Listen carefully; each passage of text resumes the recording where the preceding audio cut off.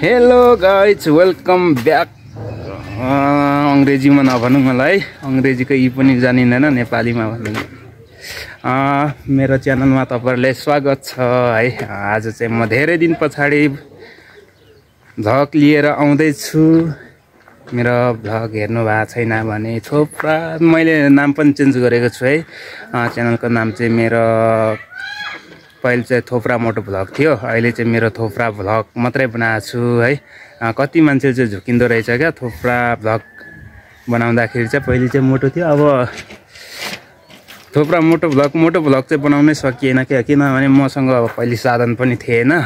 साधन थियो तर म अहिले मेरो बसोबास काठमाडौँ छ, त्यसले गर्दाखेरि चाहिँ मैले मोटो भ्लग बनाउन सकिनँ। र अहिले चाहिँ मैले एउटा सेकेन्ड ह्यान्ड बाइक किनेको छु। के कस्तो छ एकचोटि हेरिदिनु होला है। हिजै मात्रै किनेको, आज अब पास गर्न जान आँटेको। उता खै यहाँ काठमाडौँमा चाहिँ मलाई खासै थाहा भएन, फुपूले देख्नुहुन्छ, फुपूसँग जान आँटेको। एकचोटि मेरो बाइक हेरौँ है त। यही हो मेरो अहिलेको बाइक चाहिँ है। यस्तै छ, कस्तो छ एकचोटि हेरेर कमेन्ट छोडिदिनु होला। अब यसले चाहिँ आज पास गर्न जान आँटेको हामी गोर्जु धारा कि खै कहाँ भन्छ है, म चाहिँ देख्दिनँ, उहाँ फुपूले देख्नुहुन्छ। खाना चाहिँ पकाएको छ होइन, तरकारी केलाई राखिदिन्छु ल। गरेको त्यस्तै छ, गरेको मैले चाहिँ अलिकति कामले गर्दाखेरि पनि भिडियो बनाउनु पाएको छुइनँ है। सो त्यसको लागि सरी भन्दै अब एकचोटि मेरो बाइकको कन्डिसन पनि हेरौँ है त, कस्तो साउन्ड एकचोटि चेक गरौँ। हिजै मात्रै किनेको है, एकचोटि अब ट्याक। अनि किन त्यो चाबी खोलेकोहरू पनि उ गर्नुपर्ने आएर यसको कन्डिसन चेक गर्ने। यस्तै हो अहिलेको युनिक मान्छेहरू। पहिला हामी त घाँस काट्थ्यौँ, अहिले उनीहरू बाइक काट्छन्।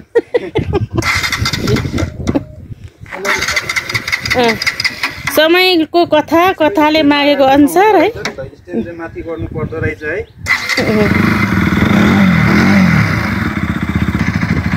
यता पर पनि देखाउँछ।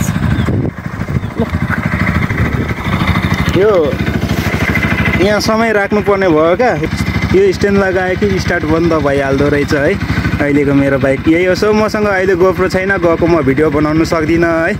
सो म पनि उता चाहिँ भिडियो बनाउँदिनँ होला है, किनभने मसँग एन्ड्रोइड फोन छ। एन्ड्रोइड फोन देखाउँदाखेरि अलिकति लाज हुन्छ, त्यसले गर्दाखेरि चाहिँ भिडियो एकैचोटि सकेपछि मात्रै आउँछ है त, पर के कस्तो हुन्छ।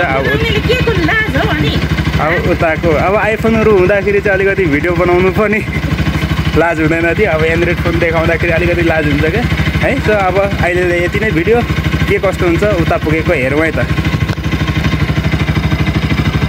अब चाहिँ हामी निस्केको बाहिर है, पास गर्ने ठाउँमा। अघि चाहिँ हामी माथि थियौँ, अहिले चाहिँ तल घरमा आइपुगेको छ भन्दै अब हामी गएको के बाई। हाम्रो चाहिँ यहाँनिर न्यु इयरमा चाहिँ मासु पोली खाने भनेर भन्थ्यो, पानी परेर चाहिँ एकदमै बिजोक भइरहेको छ है। पानीले मासु पोल्नु पनि दिला जस्ता छैन, आकाश पनि गाडाङ र गिडिङ गर्छ। नयाँ वर्ष सालमा आज पानी पर्न थाल्यो, वर्षभरि पानी पर्ने हो कि के हो।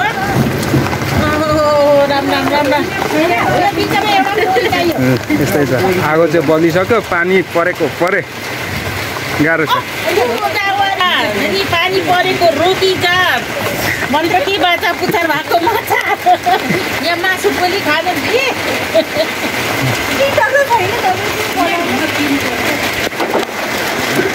2082 सालको चाहिँ है काठमाडौँमा पानी परै यस्तै छ। नयाँ साल एक गते नै हेरौँ त, अब असिना आयो जस्तो छ, सेतो असिना आएर छ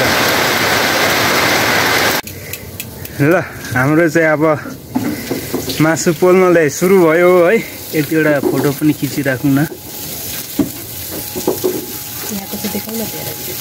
यो चाहिँ थम्बनेल बनाउनुको लागि त्यस्तै छ। तर साह्रो यो मेरो फोनमा ब्लर हुन्छ यार। उता काकीले चाहिँ मासु पोल्दै हुनुहुन्छ सेक्वा, उता बहिनीले पोल्दैछ। यो त अनारैको अनारै हाँडी घप्टे जस्तो छ। भिडियो बनाउने झन् साह्रो उसको अनार कालो बनाउँछ यसले। खै के हो त्यसै कालो माथि कालो बन्छ।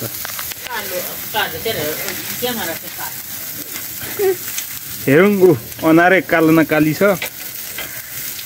म कालो छैन नि गाई। ल यो चाहिँ मासु न्यु इयर। ओ ह्याप्पी न्यु इयर भन्न। Happy new year. सिकाउनु पर्ने।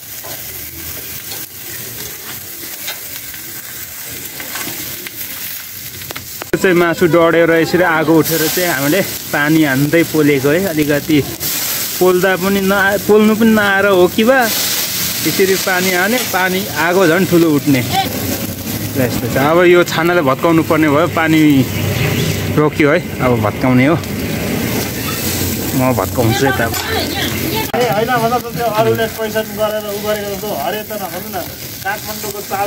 मासु ट्याक्क पोल्दै हो अहिले चाहिँ है। यो कालो कालो पनि भएर चाहिँ डढ्यो रहेछ। जतिलाई पनि अब पानी हाल्ने यहाँनिर जग्गा जमिन नभएपछि चाहिँ